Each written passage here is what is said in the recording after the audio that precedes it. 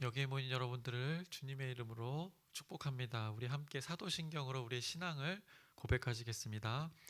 전능하사 천지를 만드신 하나님 아버지를 내가 믿사오며 그 외아들 우리 주 예수 그리스도를 믿사오니 이는 성령으로 잉태하사 동정녀 마리아에게 나시고 본디오 빌라도에게 고난을 받으사 십자가에 못 박혀 죽으시고 장사한 지 사흘 만에 죽은 자 가운데서 다시 살아나시며 하늘에 오르사 전능하신 하나님 우편에 앉아 계시다가 저희로서 산자와 죽은 자를 심판하러 오시리라. 성령을 믿사오며 거룩한 교회와 성도가 서로 교통하는 것과 죄를 사하여 주시는 것과 몸이 다시 사는 것과 영원히 사는 것을 믿사옵나이다. 아멘. 하나님 아버지, 오늘도 새날 허락해 주심을 감사합니다. 이제 날씨가 제법 쌀쌀해졌습니다. 이 계절 가운데 건강에 유의할 수 있도록 하나님께서 인도하여 주시옵시고, 하나님의 섭리에 따라, 이 계절의 변화에 따라 하나님의 그 계획하심과 섭리를 다시 한번 깨닫는 시간 되게 하여 주시옵소서. 2023년에 어느덧 한 해가 많이 지나갔습니다. 한 해를 돌아보며 하나님의 일하심을 기억하며 또 한 해를 잘 준비하는 시간들이 되어 있도록 인도하여 주시옵소서. 예수님의 이름으로 기도드렸습나이다. 아멘. 우리 함께 찬송가 435장 찬양하시겠습니다. 새 찬송가는 435장, 통일 찬송가는 492장입니다. 나의 영원하신 기업. 나의 영원하신 기업, 생명보다 귀하다. 나의 갈 길 다가도록 나와 동행하소서.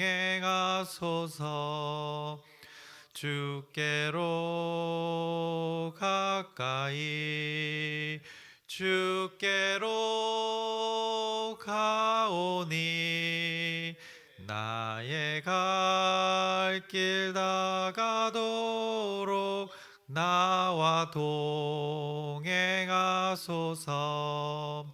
세상 복이 아니함과 모든 명예 버리고 험한 길을 가는 동안 나와 동행하소서. 주께로 가까이 주께로 가오니 나의 갈 길 다가도록 나와 동행하소서.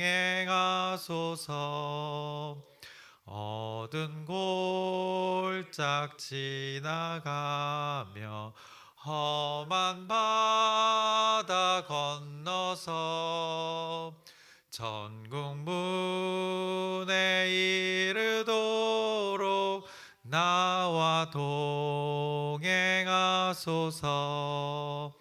주께로 가까이 주께로 가오니 나의 갈 길 다가도록 나와 동행하소서.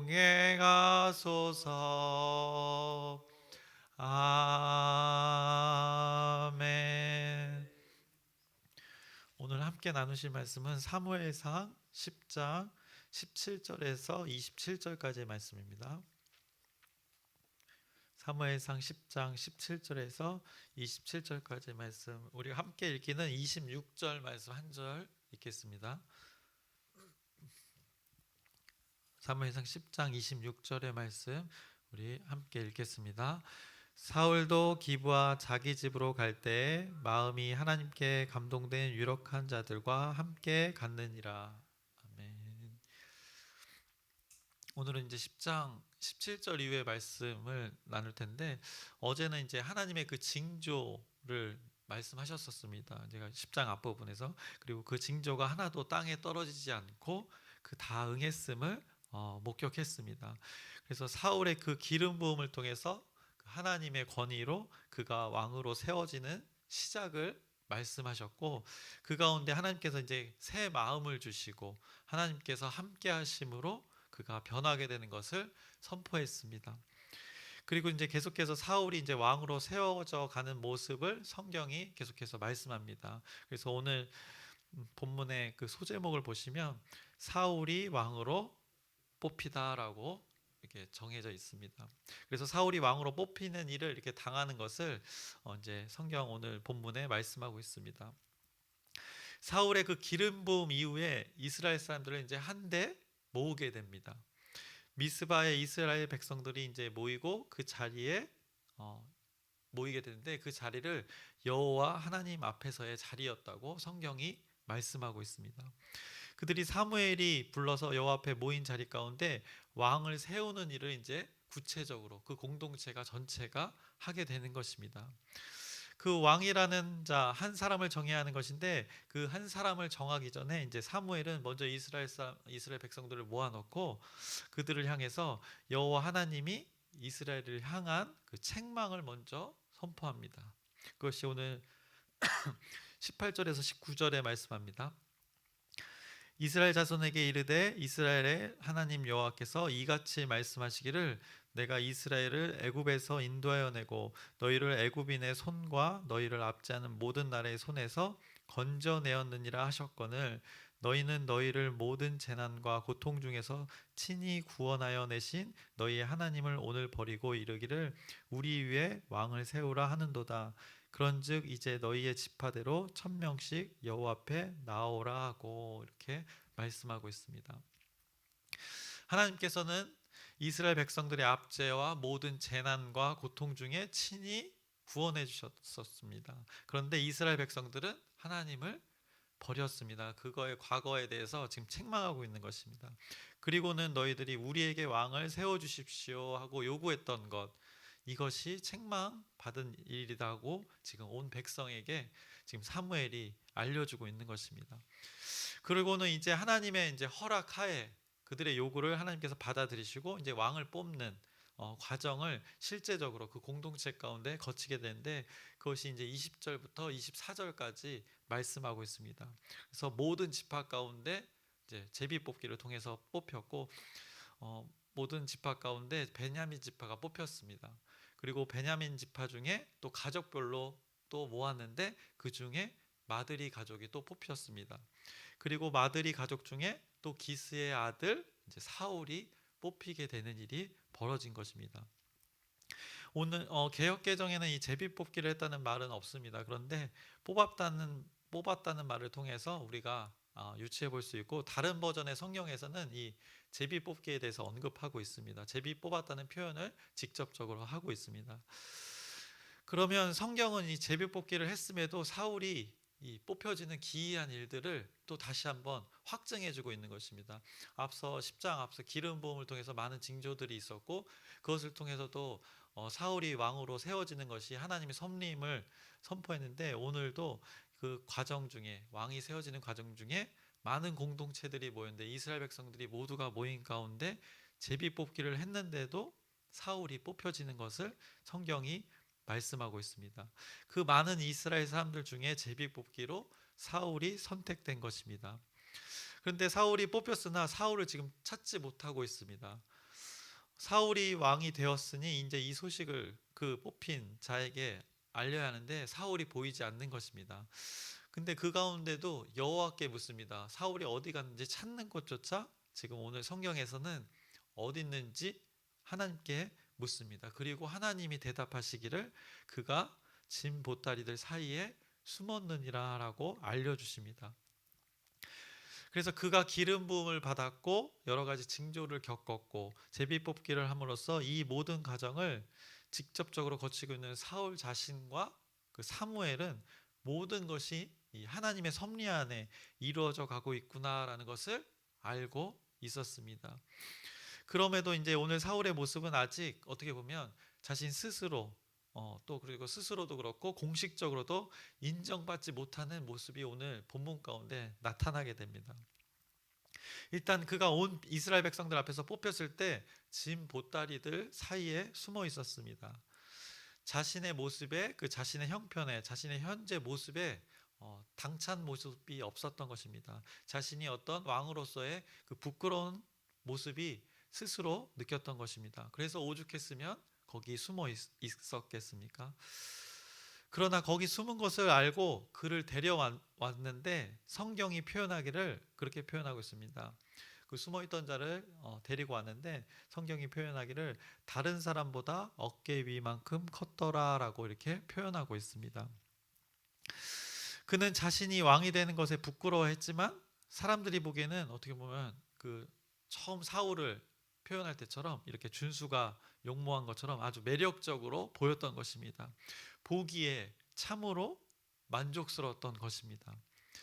보통 자신들의 왕이 된다고 한다면 그 왕의 어떤 용맹성과 아니면 뭐 담대함 또는 지혜, 명철함 이런 것의 속성을 중점에 두고 자신들을 지도하고 다스릴 왕을 뽑는 것이 어떻게 보면 그들에게 유익이 될 것입니다. 근데 그들은 이 겉모습을 보고 자신들의 왕에 만족했던 모습을 지금 성경이 단편적으로 말해주고 있는 것입니다. 그래서 성경은 다른 사람보다 어깨 위만큼 컸더라 라는 표현 외에 특별한 말씀이 없고 바로 그 다음에 이스라엘 백성들이 만세를 외쳐 부르는 것을 성경이 언급하고 있습니다. 사무엘이 이 모든 과정을 알고 있기에 그 사울이 어찌 됐든 너희들의 왕으로 택함을 받은 자가 바로 사울이다 라고 선포하니까 모든 백성들이 만세를 외치면서 이가 나의 왕이 되었다라고 기뻐하는 모습을 보게 됩니다. 어떻게 보면 이 표현이 짧은 구절이지만 이런 겉모습을 그들의 눈이 어디에 중점적으로 보고 있는지를 이스라엘 백성들의 그 근본을 보여주는 한 예가 되는 것입니다. 그들이 요구했던 왕의 모습의 실체들이 조금씩 나타나는 것입니다. 같은 왕이 세워짐에도 하나님은 하나님이 계획하시면 이렇게 왕이 세워지는 것을 이끌어가는 것을 볼 수 있고 그 가운데 사람들은 자기가 원하는 왕의 모습만을 바라보고 있는 아주 이런 두 가지의 의미를 담고 있는 성경의 말씀을 볼 수 있습니다. 그리고 이 와중에도 하나님의 이 섭리 가운데 이스라엘 백성들의 그 어리석은 요구에도 응답하시는 그 하나님의 섭리를 알고 있던 자들도 있었음을 우리 성경을 통해서 알 수 있습니다. 26절을 보시면 오늘 읽었던 말씀입니다. 사울도 기브와 자기 집으로 갈 때 마음이 하나님께 감동된 유력한 자들과 함께 갔느니라. 하나님의 뜻을, 하나님의 섭리를 깨달은 자들이 있었던 것입니다. 그들과 함께 사울이 함께 갔다고 합니다. 아마 숨어있던 그 사울에게 용기를 주지 않았을까 우리가 생각해 볼 수 있습니다. 그들을 마음이 하나님께 감동된 자라고 성경이 말씀하고 있습니다. 그리고 또 다른 무리가 있었습니다. 27절의 말씀입니다. 어떤 불량배는 이르되 이 사람이 어떻게 우리를 구원하겠느냐 하고 멸시하며 예물을 바치지 아니하였으나 그는 잠잠하였더라 라고 말씀하고 있습니다. 이러면서 10장이 마무리됩니다. 그래서 오늘 사울이 왕이 제비뽑기로 결정되는 모습을 그 공동체 안에서 많은 사람들이 모인 가운데 사무엘의 주도 아래 하나님께 물으며 이스라엘 백성들 앞에서 사울이 왕이 됨을 선포했습니다.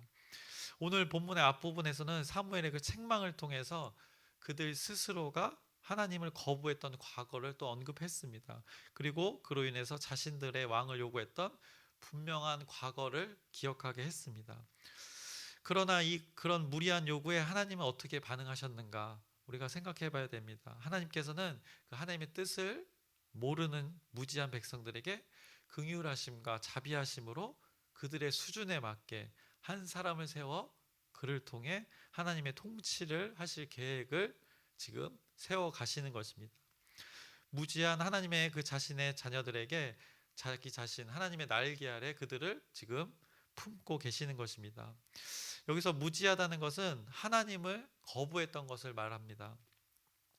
인간은 그렇습니다. 자신의 결정과 판단이 더 옳다고 하나님의 판단을 접어두고 무시하고 기억하지 않는 것, 이것이 어떻게 보면 인간의 무지함입니다.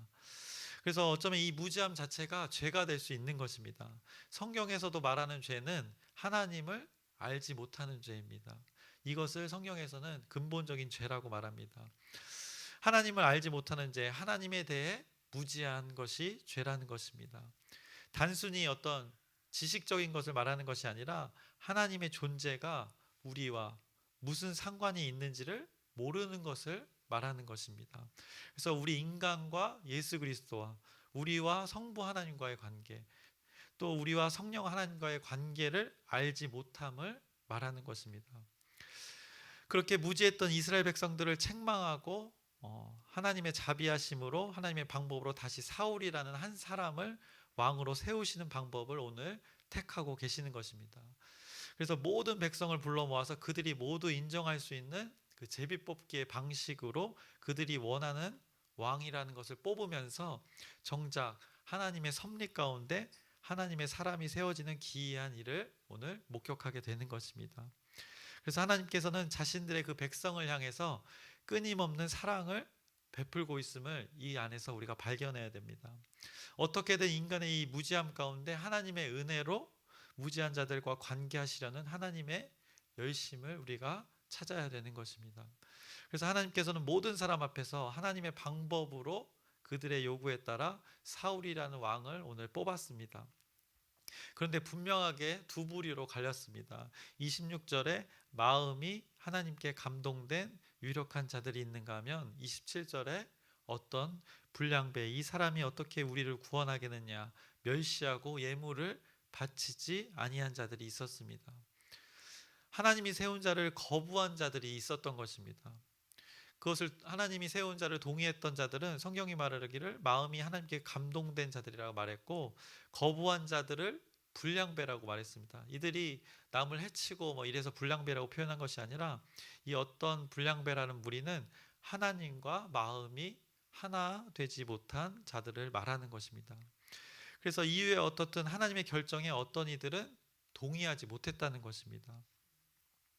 자신들의 가족 중에 왕이 안 나타나서일까요? 아니면 왕의 모습이 자신이 생각했던 모습이 아니었을까? 그것을 동의하지 않았던 것입니다. 이 불량배라는 자들이 사울을 멸시하는 것은 곧 어떻게 보면 그를 왕으로 세운 하나님을 멸시하는 것입니다. 결국 여기서 불량배라 함은 자신들의 의견이 하나님의 뜻과 맞으면 동의가 되고 아멘 이렇게 할렐루야 하고, 만약 자신들의 의견이 하나님의 뜻과 맞지 않으면 하나님을 멸시하며 이렇게 거부하는 것을 말하게 되는 것입니다.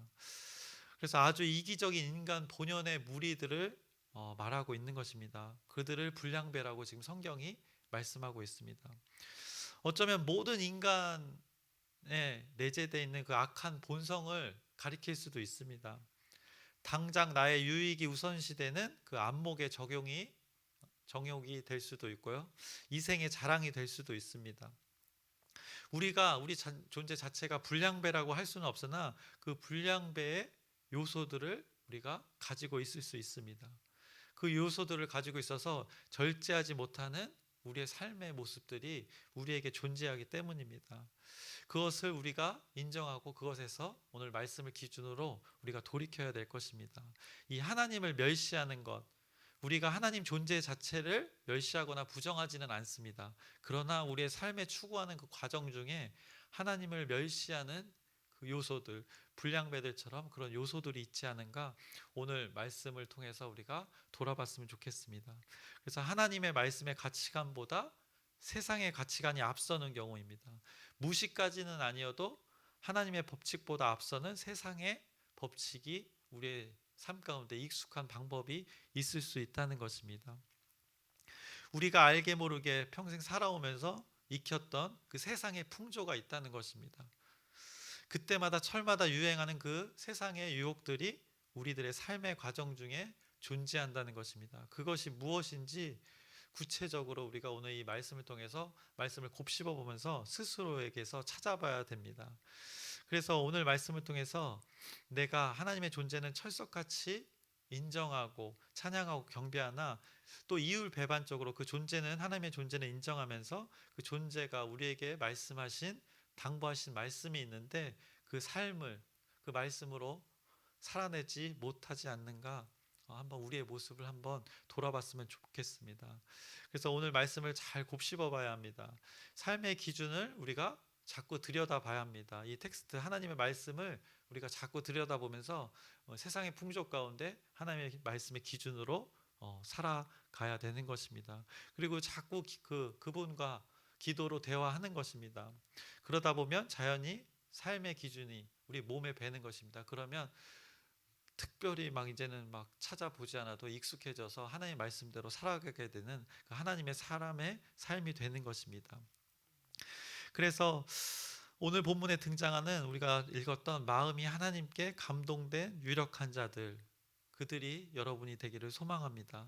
또 그렇지 않은 무리도 반드시 존재하는 것도 여러분이 기억하시고, 여러분은 어느 자리에 있을지 여러분 스스로가 믿음에 반응을 하시길 바랍니다. 그래서 말씀을 정리합니다. 오늘 본문은 하나님의 섭리로 이스라엘의 왕으로 제비 뽑기를 통해서 사울이 뽑혔습니다. 사람들의 그 과오에도 하나님께서는 자신의 은혜와 그 자비하심으로 하나님의 계획으로 우리의 인간의 삶을 이렇게 이끌어 가시는 것을 목격하게 됩니다. 그 계획 안에 마음이 하나 된 자들이 있었고 그렇지 않은 자들, 이 두 부류를 말씀하면서 10장이 마무리되었습니다. 우리는 어떤 부류가 될 것인가, 이것을 깊이 상고하면서 여러분의 삶을 여전히 이끌어 가시는 그 창조주 하나님을 기억하면서 그분의 계획 안에 여러분의 있기를 소망합니다. 그래서 하나님의 마음과 하나 된 자가 되기를 주님의 이름으로 축원합니다. 기도하겠습니다. 하나님 아버지, 하나님의 계획이 영원부터 영원까지 이루어가고 있음을 목격합니다. 그 과정 속에 우리의 삶도 포함되어 있습니다. 그 사울이 하나님의 계획 안에 하나님의 섭리에 따라 세워져 갑니다. 그 가운데 하나님의 뜻을 받아들인 자와 거부한 자들이 있습니다. 우리의 삶을 돌아봅니다. 우리는 하나님의 존재를 인정합니다. 그러나 우리의 삶의 요소들 가운데 그 하나님의 뜻을 거스르는 그 삶의 요소가 있지는 않은지 오늘 말씀을 기준으로 돌아보게 하시옵소서. 그래서 온전히 하나님 마음과 합한 자, 하나님 마음에 감동된 자, 하나님의 마음에 동일하게 하나님의 뜻을 이루는 자로 우리 살아가게 하시옵소서. 우리의 힘으로 살아갈 수 없기에 오늘도 기도로 구합니다. 그 성령의 권능이 오늘 우리에게 임하여서 오늘 하나님의 삶을 살아내는 귀한 하루 되게 하여 주시옵소서. 예수님의 이름으로 기도드렸사옵나이다. 아멘. 하늘에 계신 우리 아버지여, 이름이 거룩히 여김을 받으시오며 나라의 마옵시며 뜻이 하늘에서 이루어진 것 같이 땅에서도 이루어지이다. 오늘날 우리에게 일용할 양식을 주옵시고 우리가 우리에게 죄 지은 자를 사하여 준 것 같이 우리의 죄를 사하여 주옵시고 우리를 시험에 들게 하지 마옵시며 다만 악에서 구하옵소서. 나라와 권세와 영광이 아버지께 영원히 있사옵나이다. 아멘. 기도 제목 짧게 나누겠습니다. 이제 추수감사주일입니다. 이 감사의 시간을 위해서 여러분의 기도 부탁드립니다. 그리고 아픈 자들이 있습니다. 이분들 육신의 고통 가운데 있는데 영육간에 강건할 수 있도록 여러분의 기도 부탁드립니다. 수능 보는 수험생들, 또 취업, 학업에 있는 자들, 또 군복무 중인 자들, 또 해외에 있는 자녀들이 있습니다. 이들을 위해서 끊이지 않는 기도 부탁드립니다. 그리고 각자의 기도 제목을 오늘 하나님께 아뢰고 그 하나님의 마음과 합한 자 되기를 소망하면서 우리 주여 크게 한번 부르짖고 함께 기도하시겠습니다.